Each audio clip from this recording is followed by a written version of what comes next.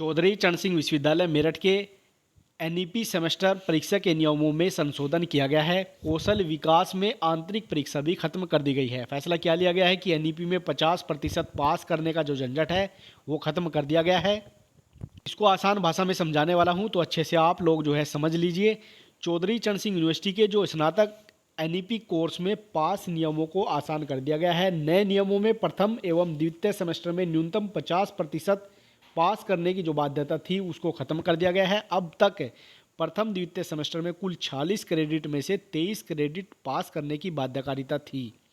इन 23 क्रेडिटों में से भी 18 क्रेडिट मेजर विषयों में अनिवार्य थे। विश्वविद्यालय ने कौशल विकास के पेपर में आंतरिक परीक्षा भी खत्म कर दी है। नए नियमों के बाद छात्र प्रथम से आखिरी सेमेस्टर तक फेल होने पर भी प्रमोट होते जाएंगे।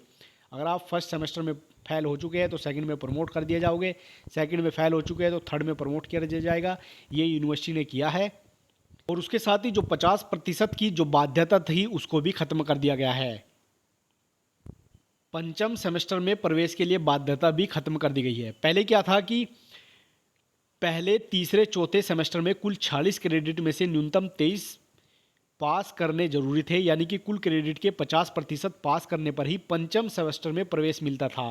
न्यूनतम 23 क्रेडिटों में से मेजर विषय में 18 क्रेडिट पास करने तथा तीसरे चौथे सेमेस्टर में से किसी एक में 18 क्रेडिट से ज़्यादा में फेल नहीं होने की बाध्यता भी थी।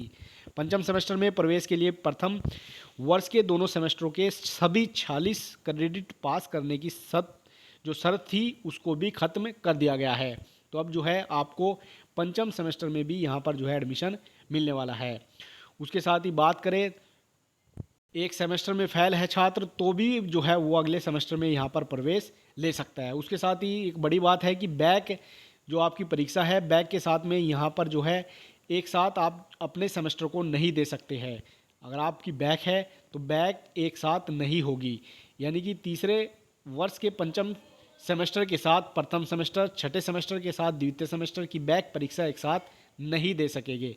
अगर छात्र पंचम सेमेस्टर तक भी प्रथम द्वितीय सेमेस्टर के कुछ पेपर में फेल रहते हैं तो छठा सेमेस्टर पूरे करने के बाद ही प्रथम दूसरे सेमेस्टर के बैक पेपर दे सकेंगे।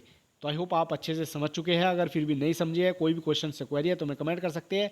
साथ में हमें टेलीग्राम, फेसबुक, इंस्टा आदि पर फॉलो कर ले। मिलते हैं को लेटेस्ट अपडेट के साथ, तब तक के लिए जय हिंद।